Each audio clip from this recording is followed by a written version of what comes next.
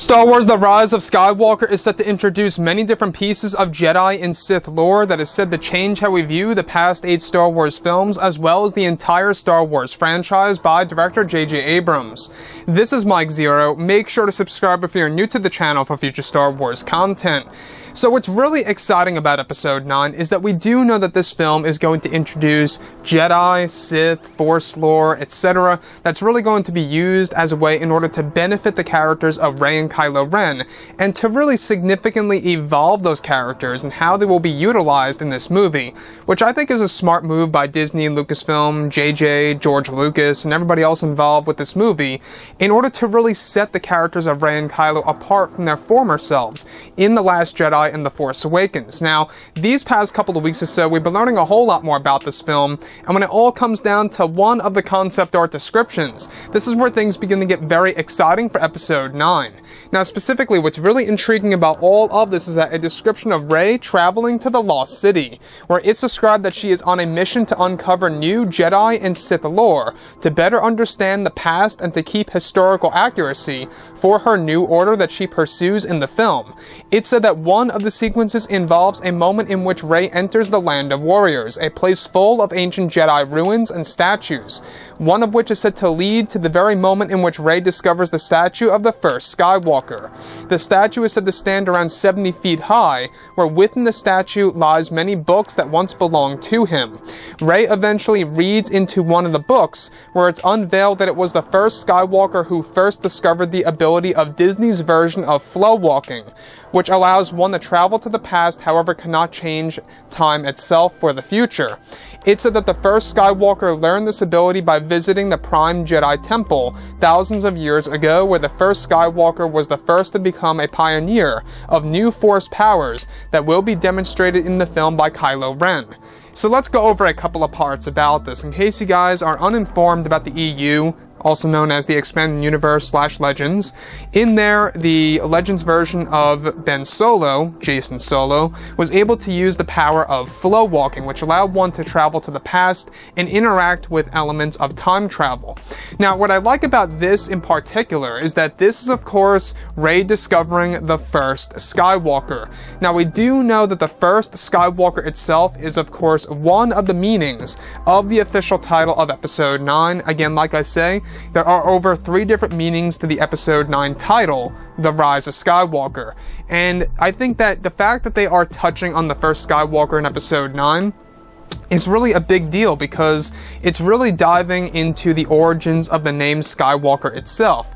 Now, here's what I think is going on between Disney and Lucasfilm. We do know that this is Disney's version of flow walking.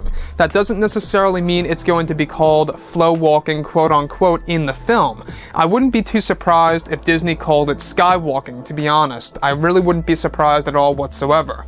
But moving on from this, the first Skywalker was said to actually learn this ability through, of course, the Prime Jedi Temple. Now, the Prime Jedi Mosaic we actually saw in The Last Jedi within the first Jedi Temple on the world of Ahch-To. And what's really great about that is that you can really see how JJ is picking up on all the Star Wars lore that we didn't really learn too much about in Episode 8 that's now going to be picked up in Episode 9, which is a good thing and is a step in the right direction by Disney, Lucasfilm, and JJ. Now, the first Skywalker itself, the actual statue is said to stand around 70 feet high, and within this statue contains many different books that belong to the ancient Jedi, as well as a book written by the first Skywalker himself. So Rey is on a mission. She embarks on this specific personal mission to the Lost City in order to uncover Jedi and Sith lore, in order to really learn more and to gain knowledge about the ancient ways of both sides of the dark and the light, as well as who they once were before they split apart into 2 different factions. And what I like about this also is that this really is going into the mythology of Star Wars, right? Everything related to the Jedi, the Sith, the Force, everything related to that side of Star Wars, I think is, in my opinion at least, I don't know if you guys agree, but in my opinion, it's the better side of the franchise apart from the wars and the space battles. That's just my touch on things though. So everything aside here, everything is starting to look amazing and fantastic of what J.J. Abrams is putting together here, especially when it comes to the Lost City, which is said to be a place full of Jedi statues, a grave site if you will, as well as Jedi ruins. that Rey is able to discover many new secrets of the Jedi and the Sith as well. So the first Skywalker, the fact that it will be a big part in the second act of Episode 9 speaks volumes by JJ. He's really trying to give more meaning to, of course, the Skywalker name itself and the bloodline and exactly where it all may have really started. Again, we're still not quite sure if the first Skywalker is just the first Skywalker by name, quote unquote, or if this is a literal ancestor to that of both Luke and Anakin and Shmi.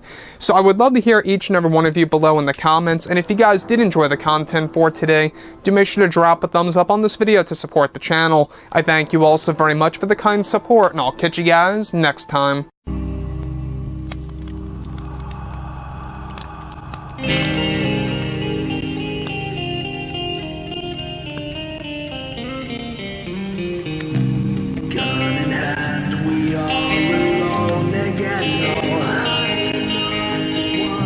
From night to moon, we hear them moans again.